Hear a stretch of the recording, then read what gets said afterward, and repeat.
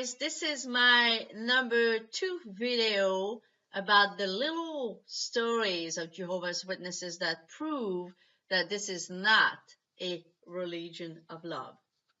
So this story, the first one I'm going to tell you here, happened to me again. I was in my first congregation, and remember, that was the loving one, the only loving congregation I have been in, and I've been in 5 congregations.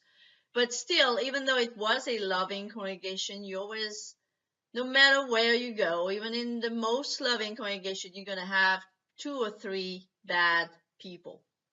And one of those bad people was an elder. He was the school overseer, whatever they used to call them. And I want to specify, by the way, since in the comments that I received below my first video about my little negative stories about Jehovah's Witnesses, it's that it seems that some witnesses, where they used to be, their congregation used to forbid male and female to go in service together. Well, times I've been out in service with all the ministerial servants from Bethel, that there were like 15 of them. I've been with each one of them pretty much at one point or another. I've been alone with elders many times, so that happened to me many times. But this story is actually a story that's going to involve that, being out with that dear brother elder of the chief of the school. So I was in service with that elder, and again, this is my first year. During my first year of being a witness, maybe 6 months, 7 months, 8 months, anywhere between 5, 6 months to 8 months, I would say, less than a year. And I'm in New York City. My first congregation was in New York City, in Manhattan.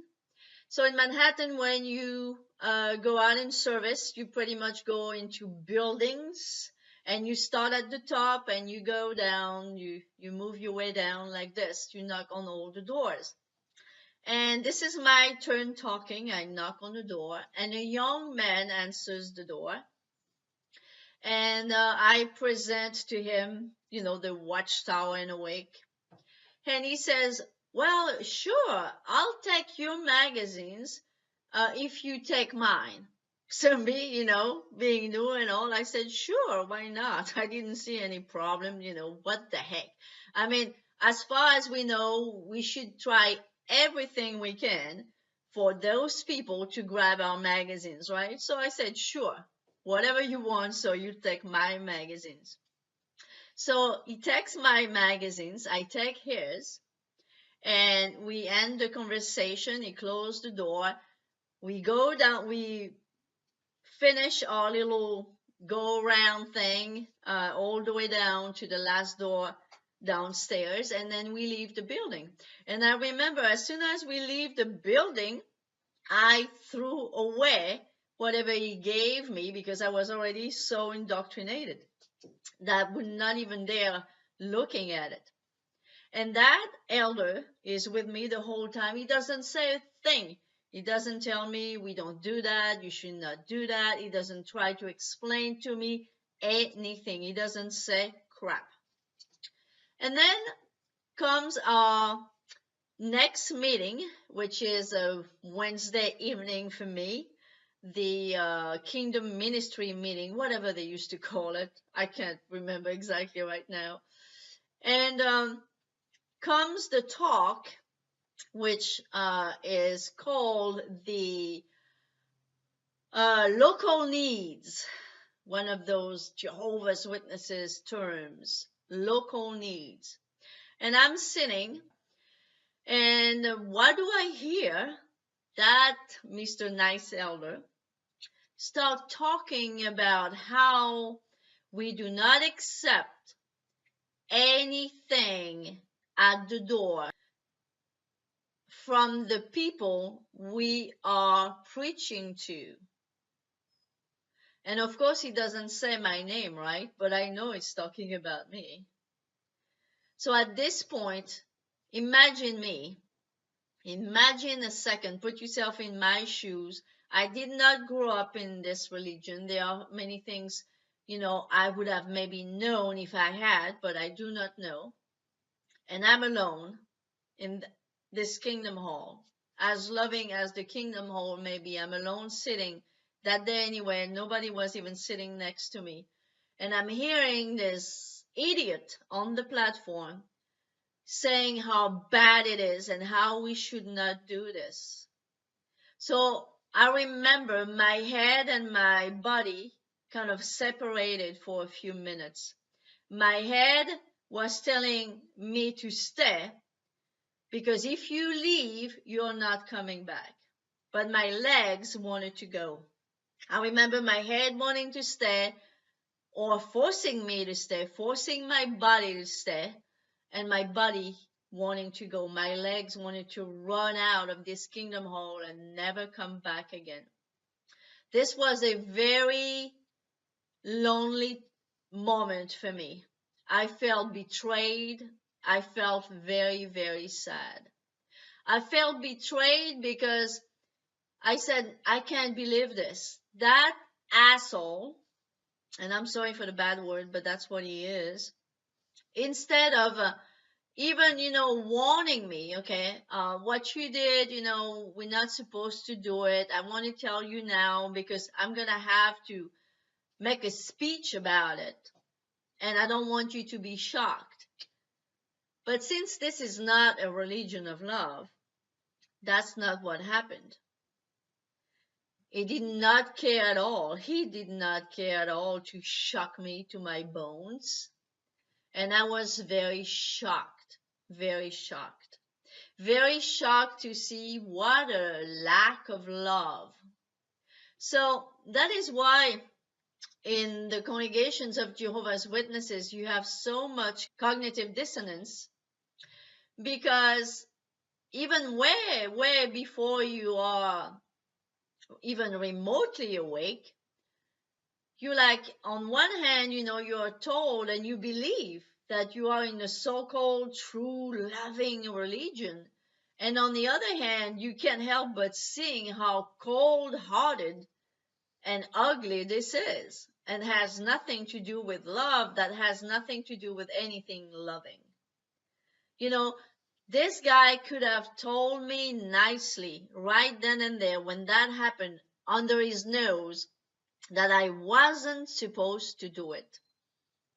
But instead, he chose to shut his mouth and betray me, talking about me from the platform. And even though I know he did not mention my name, but the person that knows it's her, is as if he had mentioned my name.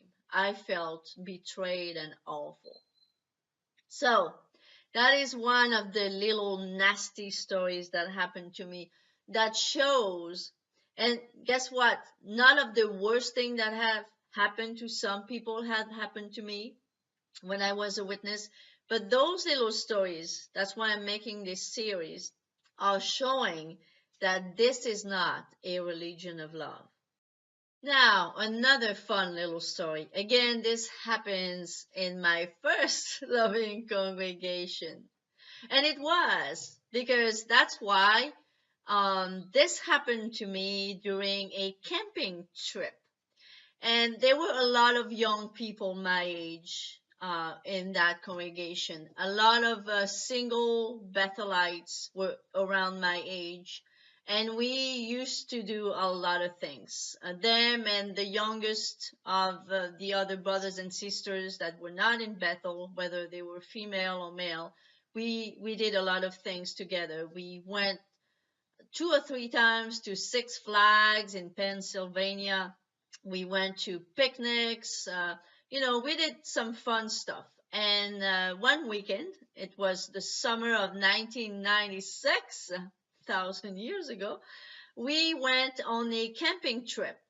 We left on a Friday and we spent the whole weekend, went back on Sunday evenings. And me, it was my first time ever, first and last time I ever went camping. So I had no experience in camping whatsoever. And I ended up being in a tent with two sisters. So we were the three of us in a tent. And as I just said, having no experience in camping, I didn't even think about bringing a pillow. And I'm going to bed at night into my tent. There was only one of the two sisters in the tent when I came in. And there were two or three pillows there, and I took a pillow. I took a pillow. I said, well, I assumed they were there for whoever. I did not know if people brought their own pillows. I didn't even think about this. And remember, I was very young too back then. So something I may be thinking about now, I did not necessarily over 20 years ago. So anyhow, I take that pillow and I go to sleep.